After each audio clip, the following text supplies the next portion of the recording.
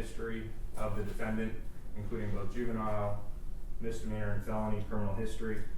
That information was ran yesterday. The court may notice that in State's Exhibit number 5, the PSA from Dallas County Pretrial Services, that there is an affirmative when asked about prior convictions. I believe it specifically mentions felonies. I will represent to the court based off of all the information and reviewing all of the evidence that we have at this time. The state can find no prior misdemeanor convictions or prior felony convictions for the defendant, either as a juvenile or as an adult in the state system or the federal system. We would also proffer the following information, Your Honor. A state's witness will testify to being present for a conversation about the payment for the murder of Melvin Noble. This conversation took place in the days following Mr. Noble's murder in November of 2020. A state's witness will testify to the individuals present and involved in this conversation. The state's witness will also testify to Marquise Conway, the defendant, being present and involved in this conversation. The state's witness will testify to the amount of money that was to be paid for the murder. A state's witness will testify to the individuals responsible for the payment. That state's witness will also testify that Marquise Conway was one of the individuals responsible for a portion of that payment. A state's witness will also testify to the individual who would receive this payment. The state's witness will testify that Kewan White was, in fact, the individual to receive this payment, who was originally indicted in State's Exhibit number 1, the probable cause, which is before this court. The state's witness would also testify that Kewan White, or to who shot and killed Melvin Noble. This witness would also testify to Kewan White being the individual who shot and killed Mr. Noble on November 11th of 2020. Again, this conversation took place in the days following Mr. Noble's murder. The state has also had an opportunity to review bank records of the defendant, Marquise Conway. These records would show that the defendant drew $40,000 in the days following the murder of Melvin Noble. And for the record, that was a cash withdrawal. These records would correspond to the exact amount which the state's witness would testify to. In reviewing these records, the state also became aware and believed that they would show that the defendant had anywhere between $800 and $900, but more specifically $870,000 between a checking account and a savings account with one particular bank. $370 of which was in a checking account, a little over $500,000 which was in a savings account.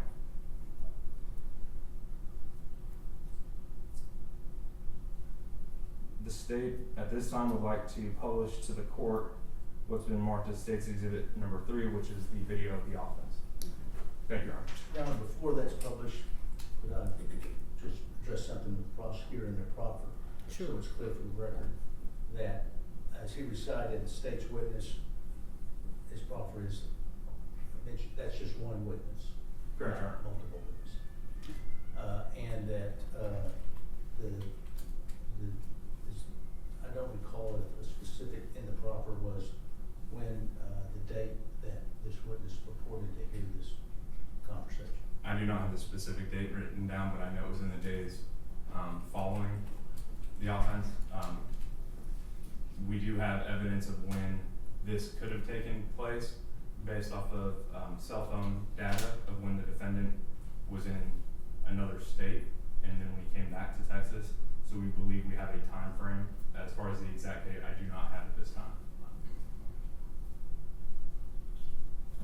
Anything else, Mr.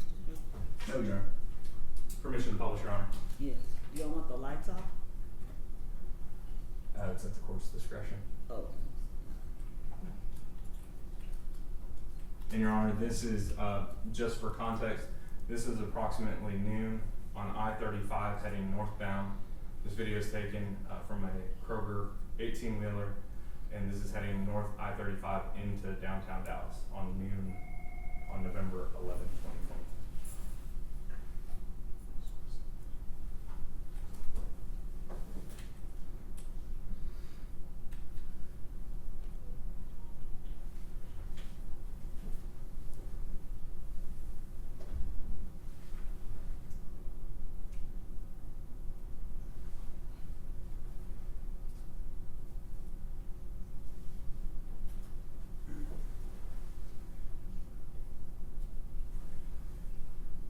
Now, Your Honor, if I could draw the court's attention, if you look on the, I've stopped this video at 19 seconds. You see a gold sedan in the far left lane and a black sedan in the second lane to the left. The gold sedan will be the vehicle carrying the victim, and the black sedan is the vehicle driven by Q1 White, who is then the shooter, based off of the evidence we have. Okay.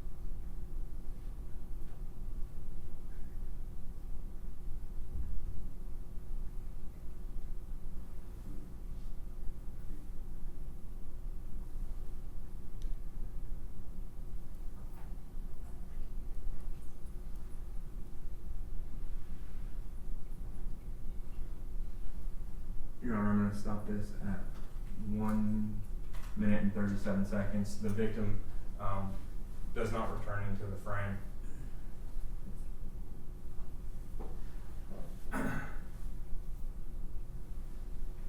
The only other things that the state would like to proffer as far as this bond hearing, since the court does not have a probable cause affidavit, of course, since it's a grand jury referral, defendant Q1 White was also indicted. You do have his murder probable cause affidavit from 2020. He was also indicted at that same time in cause number F2175377 for Dr. Randall Graham, who also sustained injuries, a neurosurgeon who was heading north on I-35 that day, and was struck as well. However, he did survive. And finally, Your Honor, the last thing that I would proffer at this time would be that there were a total of 44 fired cartridge casings, all from the same style of firearm as far as the caliber, that were recovered on the freeway on November 11, 2020.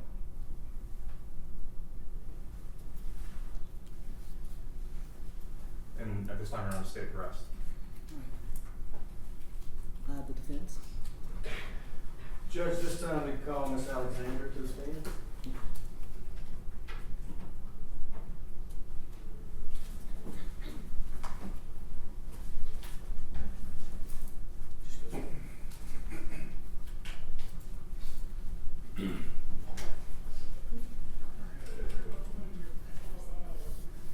And raise your right hand, please. Do you swear or affirm that in all matters before the court, you will tell the truth, the whole truth, and nothing but the truth, so help you God? I do. You may be seated.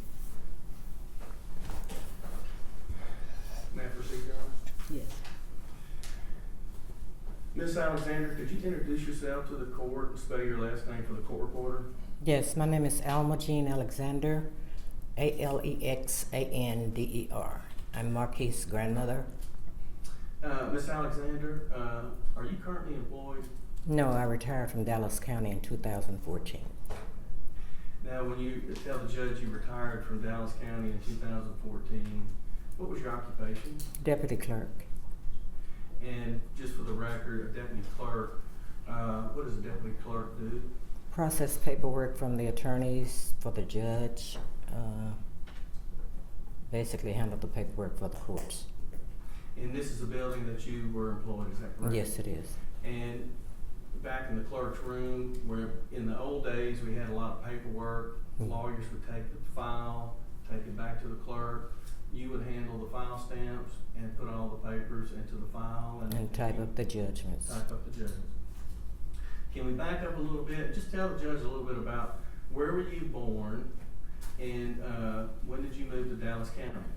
I was born in Washington, Arkansas. I moved to Dallas County when I was 11, so I've been here like 63 years. And being Marquise's grandmother, could you explain the dynamics of your family as far as where are they located and how many grandchildren do you have and where does Marquise fall in the family relationship? Okay, Marquis was my first grandson, first grandchild. I have 11 grandchildren and 8 great-grands. Of course, Marquis being the first grandchild, we were always close because you're excited with your first grandchild, so you try to do everything you can and instill in them good values. He's been a godsend to a lot of his family members. He helps everybody in the family. I know it's hard sometimes because when you have people pulling on you and you just trying to stretch money, you know, it doesn't always pan out. But he's always helped whenever needed. He's just been. Let me interrupt you just a minute. When you say, let's just go back a little bit. Did he go to public schools here in Dallas County? Yes, he did. Was he born and raised here in Dallas County? Yes, he was. And does he currently work here in Dallas County? Yes, he's an entertainer. Okay, and as an entertainer, so we can explain to the court, what type of entertainment does he do? Music. And has he done well in his music career? Yes. And in the music career, you have a persona, is that correct? Yes. Okay. And it's a persona out there for your career is different with the family fold, is that right? Right. Him being your grandson, did he go to church here in Dallas County? Yes, he went to church with me often. That was one of my requirements when he'd spend the weekend. And how often do you talk and have a relationship with Marquise? When he's in town, 2 or 3 times a week. When he's out of town, sometime once a week. His relatives, are they here in the courtroom today? Yes. And is his mother back there in the courtroom? Yes, she is. Okay, and for the record, could you just tell is that Miss Kimberly Rush? Right. Is his family here, are they all here in Dallas County or Dallas-Fort Worth Metroplex? Vicinity, yes. Are you here to just tell the judge he has sufficient ties to this community? Yes, he does. He does. Now, as far as, does he have any children? Yes, he has 2 sons, And how old are his children? 5 and 7. Is he, have you observed him being involved in his children's life? Yeah, we go to football games for the little ones all the time. He's always got them in sports. Okay, so he's out there in the community, coaching up his sons and other kids that play on the football team. Yeah, I call him the Joe Jackson of the sports. You call Joe Jackson being Marquise? Yeah, Joe Jackson was Michael Jackson's father. You know how he pushed them to be great and good. So I said that's what he's trying to do with his boys. I'm glad you cleared that up.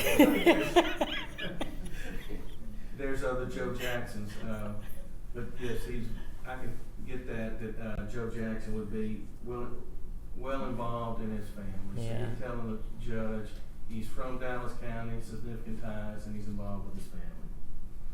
As far as, you're aware that he is, been arrested for this charge Yes. of payment for hire for a murder. And this happened back in 2020. You're aware, you saw the video and you heard the prosecutor talk about Yeah, on Facebook. their version of the facts. Right. How long has he been in jail? Oh, 8 days since last Thursday. The bond set at $2 million. Has he been able to post that bond and get out of jail? He's still sitting here. No, he hasn't. We're asking the court for a $250,000 bond based on, do you believe that Mr. Conway could post a $250,000 bond? I'm pretty sure we can get it together. And are you telling this court that he's not able to post a $2 million bond? No, he's not. Pass the witness. Cross-examination. Yes, Your Honor. Good morning, Ms. Alexander. Good morning. My name is Tommy Adams. If you have any questions with my questions, if I don't form them in a good way, please just ask me to repeat myself and I will do so, okay? Okay. I appreciate you being down here. I'm sure this is not an easy day for you. So, thank you. You worked for the Dallas County within the clerk's office up until 2014, correct? Correct. Now, Ms. Alexander, are you aware that there was a bond schedule that judges could set bonds on different level offenses within this courthouse? Yes. And are you aware that that bond schedule has since been done away with and was subject to a federal lawsuit against all of the district judges within Dallas County? No. Okay.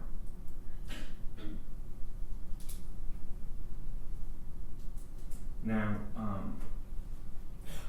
when you talk about your grandson being an entertainer, I mean, he's more than just an entertainer, correct? Yes. He's in fact a double platinum artist, correct? Right. Now, going back to 2020 and the years leading up to that, well, let me ask you this. Are you aware of your grandson owning a 2017 Denali? Yes. And what does that Denali, what is special about that Denali? It's bulletproof. It's bulletproof. Now, Ms. Alexander, I can't imagine in all your years working here at the clerk's office that you ever felt like you needed a bulletproof vehicle. I don't need one. Now, Ms. Alexander, would you agree with me that in 2020 and the years leading up to 2020, that there was a lot of stuff going on in the city of Dallas surrounding, and to be quite honest, our victim Melvin Noble and your grandson Marquise Conlon? I try not to delve into Facebook and hearsay because I know him for myself, so. Well, let me ask it this way. Are you aware your grandson was shot in Plano? Yeah, I was there. You weren't there at 3 a.m., were you? I was at the hospital. Correct, okay. Mm-hmm. But you would agree with me that even if you're not on Facebook, I mean, this stuff was on TMZ. I think your grandson even did a interview on TMZ with those folks on live TV about this. So you're aware that there was a back and forth going on in this city involving your grandson as well as Mr. Noble, the complainant in this capital murder case. You're aware of that at least, right? Yeah, somewhat. Okay. Is that the reason your grandson felt the need to get a bulletproof Denali? No, he felt the need because people are jealous and you don't know who's gonna do what, when or where.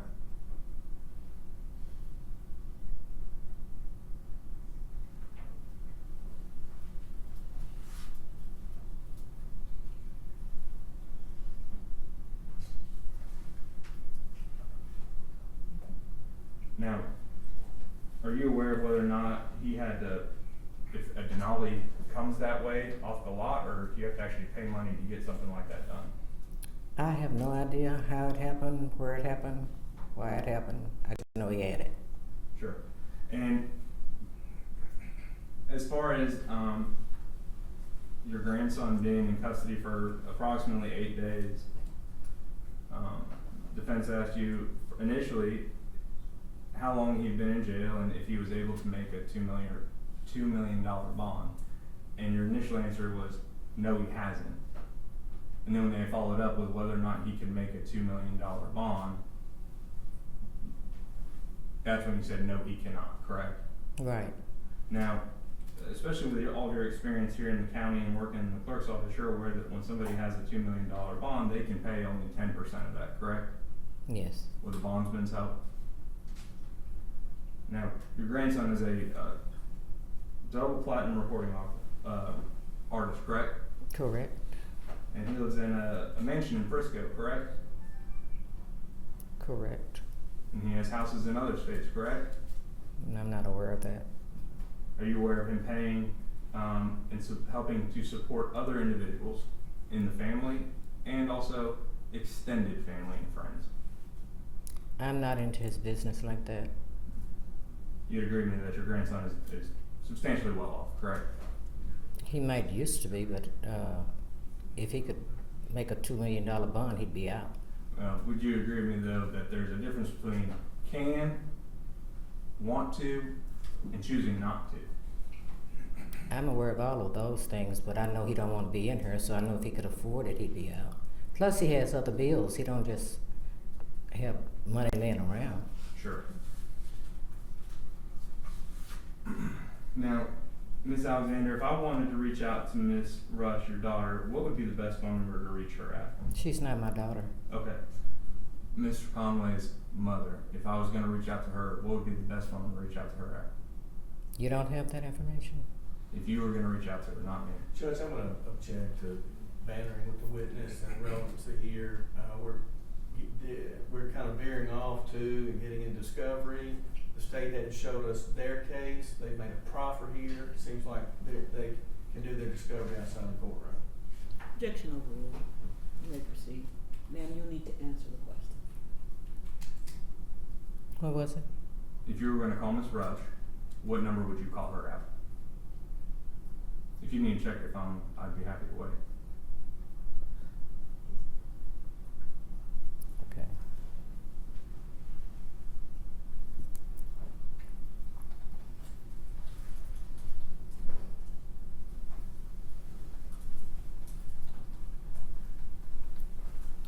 Thank you.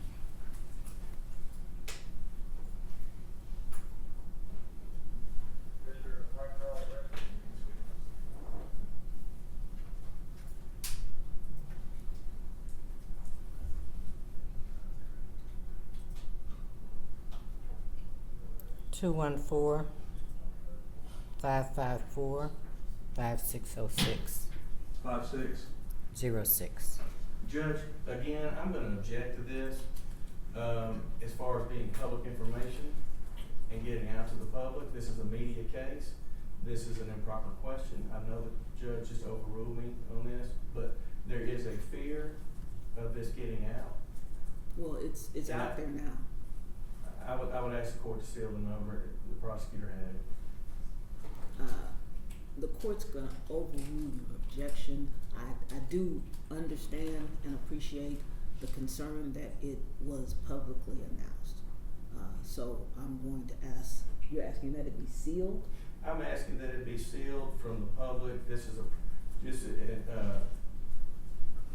and the court has heard it, considered it for this bond hearing, and that this not be published outside of the courtroom, the media sitting outside of the courtroom. And I think there's a legitimate fear base here, just like the state has their concerns.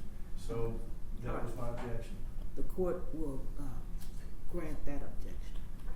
To seal. Sustain that objection. You can use it for your purposes only. It cannot be published to anyone else. Okay, sure. And Your Honor, the reason I'm asking, I'm going to have another question too, Go ahead. is that in State's Exhibit number 6, which is the confidential affidavit of financial conditions, in which the defendant is asked to provide an emergency contact number, the only emergency contact person he lists is himself. And so, and the problem with that is that number that he listed for himself is according to Ms. Alexander, the same number. So I'm just trying to clear some things up, because we don't have anything on the information here. All right, thank you. Thank you, Your Honor. And Ms. Alexander, my follow-up to you is that if you were gonna call your grandson 8 days ago, what number would you call him at? And if the defense wants this portion to be sealed, I'm fine with that too, but I think this is important information, Your Honor. Well, could we have her write it down, perhaps? That's fine. Announcing it in court? Sure.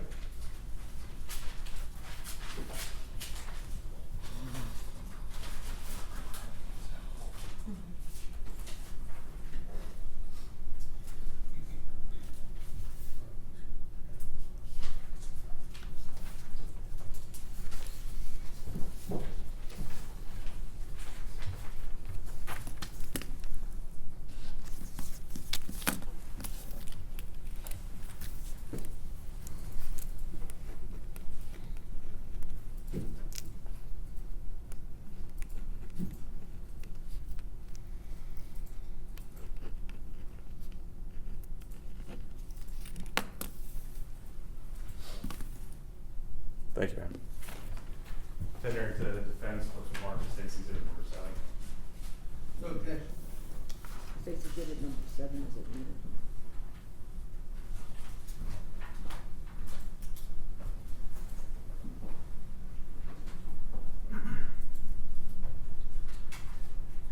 Now, Ms. Alexander, you testified that your grandson has significant ties to this community, correct? Yes, Born and raised in the greater Dallas area. correct. As far as how much time he spends in the city of Dallas, or more or less Dallas County and the surrounding areas at this point, do you know approximately how much time he spends in the greater Dallas area per month? I'd say 3/4 of the time. 3/4 of the time.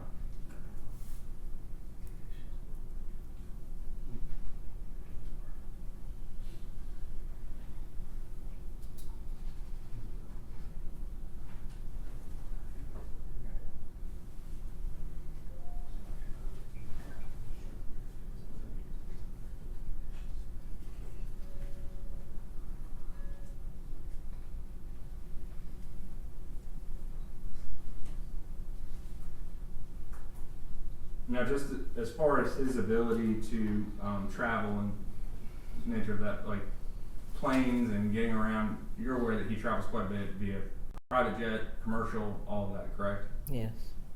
Does he have access to his own private jet? No.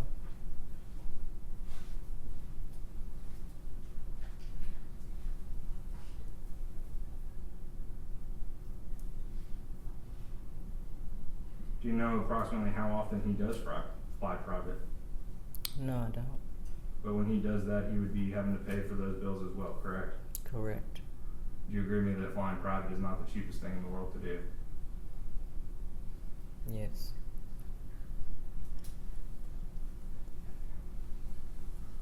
Nothing further from the state, Your Honor. Anything else from Ms. Goodens? No further questions, Your Honor. All right, thank you, ma'am. You can step down.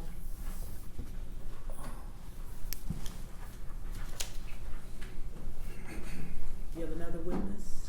Judge, I was gonna make the proffer we discussed, back in Chambers. Okay. May I make a proffer, Your Honor? Yes. Judge, a lot of us have been down here at this courthouse for 30 years. I'm not gonna go over the law. I know you understand, the bail bond and how we have a new law. I just wanted to point out in some of these cases where there's high profile, in the state versus Michael Lucky, that was a capital murder case. That was in criminal district court number 7, the court that we're in. That was a high profile case.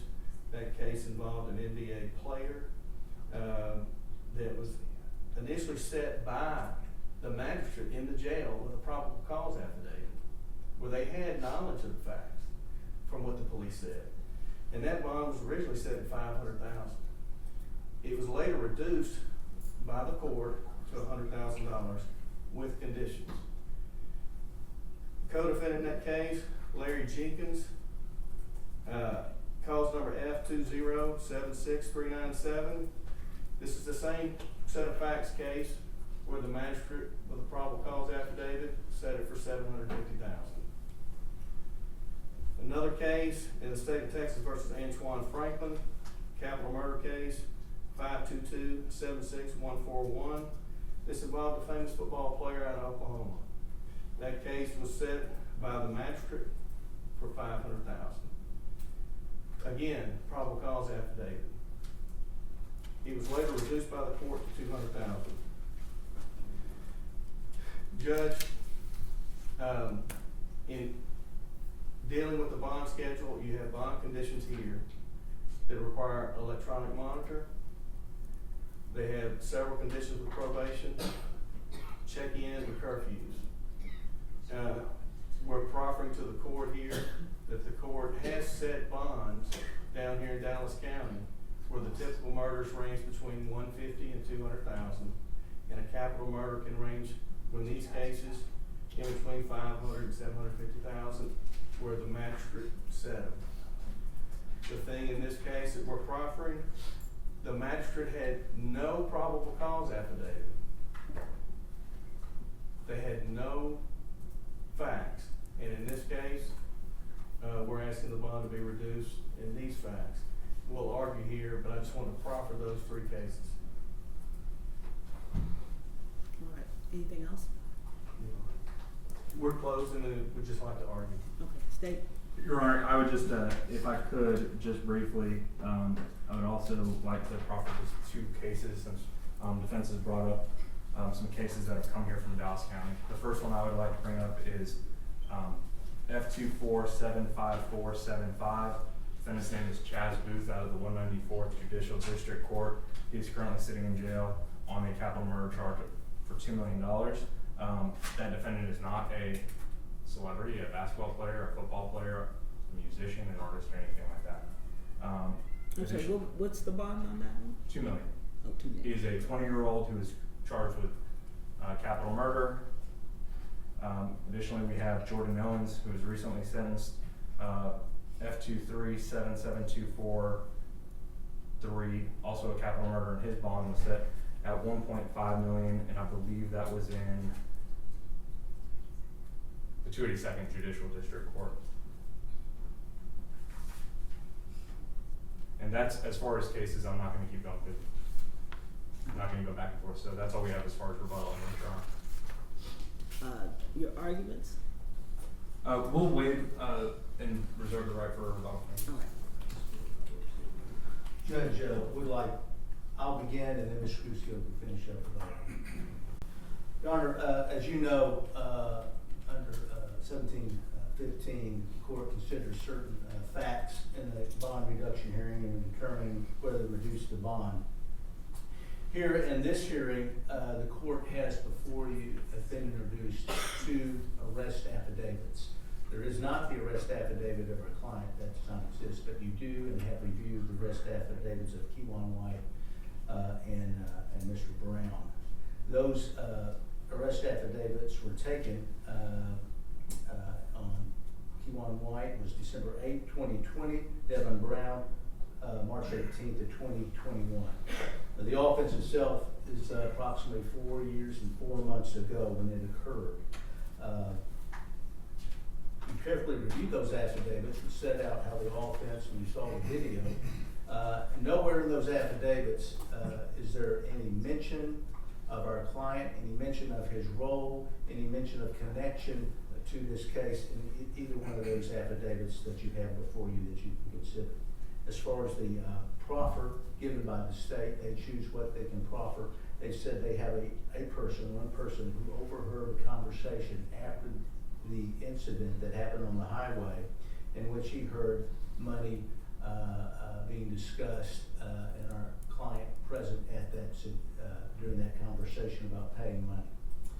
You received no information in the proffer as to the credibility of that witness, if they have a bias or a motive for coming forward now at this time, 4 years, 4 months later, with this information. You only have you don't even have a proffer that this was a confidential informant, which you know requires some type of vetting, just that it's a person who said they were present during this one conversation. And that's the only evidence that you have before you in this hearing that connects them to this offense. The state also proffered a bank record that said there was after the incident, In November of 2020, there was a withdrawal of $40,000 cash. No profit was made as to if that money, if there was traced anywhere to the other defendants charged in this offense. You've received no information of a text message, any message on social media platform that our client paid for this murder, any type of remuneration, no recording of any sort, just this person who came forward and said he overheard this conversation. As far as the bank records go, the only thing in evidence before the court are records that were back in 2020 when they quoted two different accounts which accounted for $800,000. You've heard no evidence as to his current financial bank records and what is in there. You only have before you testimony of the defendant's grandmother who told you he cannot make the bond, has not been able to make the bond, he cannot make a $2 million bond. I'll let Mr. Beezy finish with the other parts of the argument. Judge, thank you. I'm not gonna go back over what Mr. Shook said. What the court has before you is a case that's been investigated for 5 years, and my client, Conway, is a citizen in this community that has no flight issues. He has not left this community. He stays in this community. His family is sitting right back here in the courtroom that showed up to the support in this community. A big factor of this is that he has significant ties to this community. The current bond conditions that you have in place with a leg monitor would be whatever concerns that the state may have or the court may have to know where he is. His grandmother has worked down here and understands how to communicate with the court. We have people, and the bond restrictions of that, the court is aware of how significant the bond restrictions are in keeping them and writing a bond. Judge, we're coming at this is a significant oppressive and punitive bond under the law, in our opinion. We believe that the magistrate, when she set this bond, did not have any evidence in front of her and set it high. We also believe that after 8 days, had he had the money, he would have posted it, and he's sitting here in jail. And that those cases that the state and I have talked about, the court is well aware of a wide range that you have, but given these facts that Mr. Shook went over with no corroboration, we don't know anything about their case, this witness, who they are, the court doesn't. And given the facts presented, we're asking you to reduce this bond to an appropriate amount where he can abide by the conditions and come to court and we can fight this case. Okay, thank you. State? Yeah, sure, just briefly. In regards to an individual's ability to pay the bond, Ms. Alexander testified specifically that she is not involved in her grandson's business and doesn't keep up with his financial stuff, so she really was not in a position to testify what he can and what he cannot afford. She did testify to the fact that he is a double platinum, I believe as of recently 2 weeks ago, recording artist, that he travels about a quarter of the month, that he lives in a mansion in Frisco, that he drives a Denali, a bulletproof Denali, which also will lead into safety concerns. So the only thing that the court has as far as ability to pay or not to do it, or not having an ability to pay this bond, is the bank records which I've proffered to the court, as well as his own grandmother saying that he's a successful artist living in a mansion up in Frisco, that flies on private jets and travels. The important thing about the Denali is not just the fact of the cost and all of that, but it's the fact that when we're talking about safety concerns for the community, and one of the factors that the court should take into consideration is, if this individual were to get out, is there a viable safety concern? The fact that the defendant has a bulletproof vehicle and drove one at the time and was arrested in it 8 days ago, that should tell you all you need to know. And that's not just based off of pure jealousy. Your Honor has been doing this long enough to know that is based off of something much greater than just pure jealousy. As far as safety circumstances for the community, this is, as defense has stated, a very high profile case, and this defendant is very well known. not only locally, not only in the state, but nationally and internationally. The fact that this individual has the means and the resources and the reach to get to witnesses is a true concern that the court should also take into consideration. And that this was part of a bigger thing that was going on in 2016, 17, 18, 19, 20, culminating in the death of Melvin Noble. The circumstances surrounding it are not only the offense in itself, but the circumstances building up to Mr. Noble's death. And Your Honor, I didn't want to go back and forth with the defense on proffering cases of bonds and $2 million and $3 million bonds, but the truth is, this is a capital murder for remuneration. And the defendant is charged with paying other individuals to take another human life. And he has the financial means and the reach to do it. In fact, I think it's important that there was another victim. This was at noon on I-35 leading into downtown Dallas. 44 fired cartridge casings. Who knows how many others were knocked away by the cars that kept driving by. Melvin Noble was hunted down on November 11th in 2020, a beloved son of Dallas. It could have been so much worse, and that's a terrible thing to say when it's a capital murder for remuneration, where he has paid another man to hunt down and kill somebody in broad daylight. Your Honor, based off of all the testimony and the facts that have been presented in this court, we'd ask that you leave the bond where it is at, currently at $2 million. All right, let me have the exhibits, and then if you all will give me about 10 minutes, I'll respond.